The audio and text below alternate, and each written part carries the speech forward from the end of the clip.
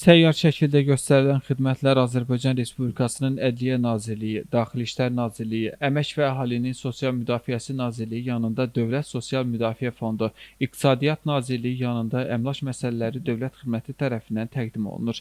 2013-cü ildən həyata keçirilən səyyar asan xidmət vasitəsilə ümumilikdə 3 milyon 255 mindən çox, 2025-ci il ərzində isə 145 mindən çox vətəndaş müraciəti daxil olub. 27 noyabr tarixinədək Ucarda fəaliyyət göstərəcək səyyar asan avtobusun növbəti dayanacağı Ağsu rayonu olacaq.